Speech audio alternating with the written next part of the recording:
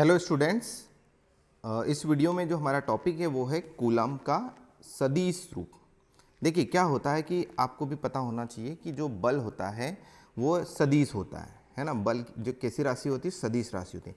अब अगर सदिश राशि है तो उसको दर्शाने के लिए आपको दिशा की आवश्यकता पड़ेगी। तो अभी तक जो हमने समीकरण पढ़ा था वो क्या था, F इज इक्वस टू के कॉन्स्टेंट, Q1 आवेश पहला, Q2 आवेश दूसरा, उनके बीच की दूरी। ये जो समीकरण है कूलम के नियम अनुसार यह अदिश रूप है।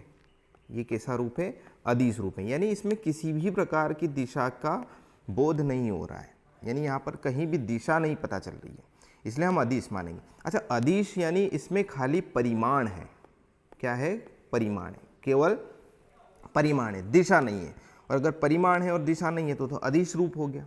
हमें इसको देना है सदिश रूप। समझ में आ गई कहानी। इसको क्या देना है, सदिश रूप। तो सदिश रूप देने के लिए आपको 11th में जो हमने सदिश पढ़े थे उसके कुछ नियम याद होना चाहिए। तो नियम मैं आपको बता दूं, यहाँ पर पहले मैंने बाद में लिखा हुआ है, वो ये है, देखो यहाँ पर वो ये है कि जब किसी भी अदिश समीकरण को, जैसा ऊपर अभी मैंने बताया था, उसको अगर आपको सदिश बनाना है तो उसमें कुछ मत करिए, केवल इकाई सदिश का गुणा कर दीजिए, वो राशि जो है अब सदिश बन जाएगी। जैसे ये एक बल है, अब आप यहाँ देख रहे होंगे मोड लिखा हुआ है, किसको, बल को, और मोड का मतलब होता है परिमाण। ये क्या है, परिमाण है। इस परिमाण को, ये क्या है, इसको कहते हैं इकाई सदिश। इसको क्या कहते हैं, तो इकाई सदिश का अगर गुणा कर दिया जाए तो फिर सामने की राशि अब क्या बन जाएगी, सदिश बन जाएगी। तो बहुत ही सिंपल तरीका है, किसी राशि को सदिश बनाना है तो उसमें इकाई सदिश का गुणा कर दीजिए उसके परिमाण के साथ, तो वो क्या राशि बन जाएगी, सदिश बन जाएगी। अब आइए यहाँ पर इस डायग्राम को देखिए। ये डायग्राम है 3D में, है ना, त्रिविमीय इसमें बना रखा है, जिसमें एक आवेश Q1 है, दूसरा आवेश Q2 है। आवेश Q1 का जो स्थिति सदिश है वो कितना है, यहाँ से आप देखें वो R1 है, और Q2 का स्थिति सदिश कितना है, R2 है। अब आपने सदिश योग नियम पढ़े होंगे, वहाँ से मैं यहाँ पर कुछ नियम लगाने वाला हूँ, ठीक है। अब जैसे देखना कि Q1 जो है किस पे बल लगा रहा है, Q2 पे, तो ये रहा वो बल की दिशा। उस बल का नाम क्या रखा हमने, F21। दैट मीन्स व्हाट, कि F21 यानी बल किस पे लग रहा है, 2 पर, यानी आवेश नंबर 2 पर। किसके द्वारा लग रहा है, 1 से। तो अगर 2 यानी जो संख्या पहले लिखी होती है यानी उस पे बल लग रहा है, और बाद में लिखी हुई है वो लगा रही है, तो ये F21 हो गया। जैसे यहाँ मैंने लिखा हुआ है, ये रहा F12, यानी आवेश 1 पर आवेश 2 के कारण लगने वाला बल जो होगा वो F12 होगा। और F21 क्या होगा, आवेश नंबर 2 पे आवेश नंबर 1 के कारण जो लगने वाला बल होगा वो F21 रहेगा। ठीक है, यहाँ थोड़ा सा समझना, इस डायग्राम को समझना बहुत ज़रूरी है। तो आवेश 1 ने 2 पर बल लगाया इस दिशा में, F21, परंतु इसने भी तो इस पर लगाया होगा ना, तो वो F12 हो जाएगा। अब आप जरा ध्यान से सुनिएगा, जब इसमें आप सदिश योग नियम लगाओगे, त्रिभुज योग नियम लगाओगे, तो यहाँ से इस तरफ जो बल की दिशा है वो हो जाएगी आपकी R21, ठीक है, क्योंकि 2 पर पहले की वजह से लगने वाला बल की जो दिशा है वो इस तरफ है, तो यहाँ से यहाँ तक की दूरी क्या हो जाएगी, दिशा के साथ R21। उसी प्रकार अगर दूसरा पहले पे लगा रहा है तो वो दिशा ये वाली हो जाएगी, जो कि R12 रहेगी। ठीक है, तो इस हिसाब से हमने यहाँ पर, अच्छा, लेकिन ये R जो है और ये R21 है और R12 ये परिमाण में बराबर है। मैंने कहीं ना कहीं मेंशन भी किया हुआ है यहाँ पर, ये देखिए कि जो दूरी है, अगर परिमाण की बात करूँ, दिशा की बात ना करूँ, तो ये सब आपस में कैसे है, बराबर है। अब आइए यहाँ पर, मैंने जैसा कि आपको बताया, अच्छा यही चीज़, ये वाली जो चीज़ है उसको मैंने सीधे करके यहाँ बना दी। देखो पूरा सेम टू सेम वही का वही है, ठीक है।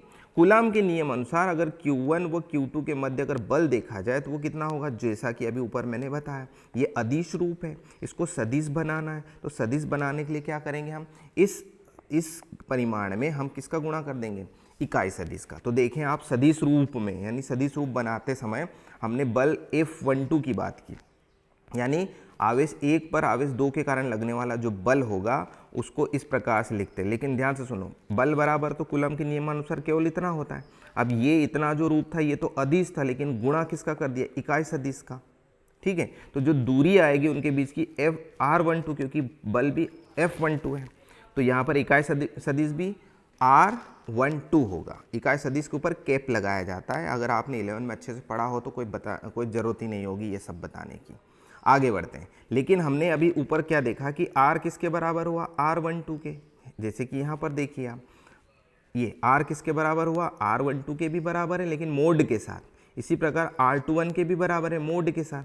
तो हमने यहाँ पर लिख दिया है ये यहाँ पर कि R किसके बराबर है, R12 या R मोड, यानी आप इसको मोड में लिख सकते हो या सिंपल लिख सकते हो, इस पर एरो मत लगाना।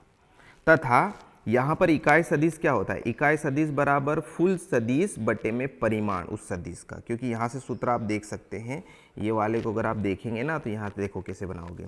यहाँ पर इकाई सदिश कैसे लिखा जाएगा, इकाई सदिश बराबर एफ डैश सॉरी एरो, ये फुल सदिश हुआ, बटे में उसका परिमाण। देखो यहाँ से ये सूत्र बन रहा है, ये सूत्र आपने पढ़ा भी होगा 11th क्लास में, ठीक है ना, ये वहाँ से निकल के आता है। तो इसी को मैंने उपयोग किया है कि R12 यहाँ से कितना हो जाएगा, R12 फुल सदिश बटे में परिमाण के साथ, ठीक है। ये इस तरह से हम उसको लिख सकते हैं। आगे बढ़ते हैं और यहाँ पर F12 की बात हो रही है। तो देखो K Q1 Q2 बटे में यहाँ पर मोड लग गया। यहाँ पर इकाई सदिश जो R12 थी, R12 को मैंने ये वाला लिख देना, यानी ये वाला जो है ना, ये वाला उठा के आपको यहाँ रखना है, यानी इसकी जगह रखना है, ठीक है। जैसे उसकी जगह रखेंगे तो हमारा जो समीकरण है वो कुछ इस प्रकार बन जाएगा कि F12 equal to K Q1 Q2 बटे में, ये इस तरह से आपके पास समीकरण आ जाएगा। अब आप यहाँ देखेंगे कि अच्छा एक और चीज़, यहाँ वर्ग है बेटा, है ना, थोड़ी सी मिस्टेक हो गई, यहाँ वर्ग है, तो ये वर्ग हो गया।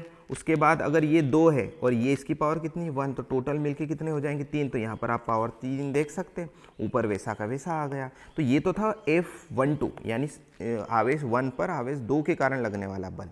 इसी प्रकार आवेश 2 पर आवेश 1 के कारण भी लग रहा होगा बल। तो मैंने समीकरण को बहुत हल्का सा चेंज किया। आप देखो बाकी सम पूरा का पूरा वैसा का वैसा है। यहाँ 1 2 था, यहाँ 2 1 है, यहाँ भी 1 2 था, यहाँ भी 2 1 है। तो ये 2 समीकरण हमारे पास सदिश के रूप में आ चुके हैं। देखो सदिश आया और यहाँ इनके ऊपर एरो भी लग गए, ठीक है। तो ये अब बन गए पूरा का पूरा सदिश रूप, ठीक है। तो यहाँ पर क्या बताया जा रहा है, देखो इसका महत्व समझाते हैं। 1 2 का मतलब क्या है कि ये जो दिशा है ये 1 से 2 की तरफ है, और ये जो 2 1 है ये क्या बता रहा है, ये जो दिशा है 2 से 1 की तरफ है, यानी दोनों ही एक दूसरे पर बल लगा रहे हैं। इस बल की अगर दिशा की बात की जाए, ये वाले F12 की बात की जाए या F21 की बात की जाए, तो दोनों ही एक दूसरे पर विपरीत बल लगा रहे हैं।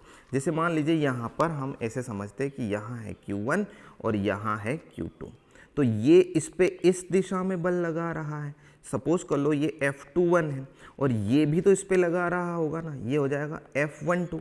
तो दोनों परिमाण में बराबर है लेकिन दिशाओं में विपरीत है। आप देखो कि ये भी उस पे उतना ही बल लगाएगा। ऐसा थोड़ी कि Q1 Q2 पे 20 न्यूटन लगा रहा है तो Q2 Q1 पर 10 ही लगाएगा, ऐसे कैसे हो सकता है। ऐसे तो न्यूटन का तीसरा नियम जो है उसका उल्लंघन हो जाएगा, है ना। तो एक वस्तु अगर दूसरे वस्तु पर बल लगा रही है तो दूसरी वस्तु भी पहली वस्तु पर उतना ही बल लगाएगी, लेकिन दिशा जो है वो विपरीत रहेगी।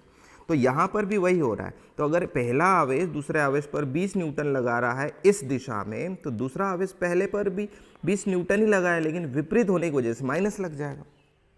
तो बस यहाँ पर बलों की दिशाएं मैंने यहाँ पर बता दी है आपको। अब समीकरण 1 व 2 से अगर आप देखेंगे ना, तो देखो दोनों परिमाण में बराबर है लेकिन दिशा में विपरीत होने की वजह से माइनस साइन आ गया है यहाँ पर। और यही न्यूटन का तीसरा नियम होता है और इसी को तीसरा नियम कहते हैं। आई होप आपको ये लेक्चर समझ आया होगा। नोट्स बनाइए, मिलते हैं अगले वीडियो में।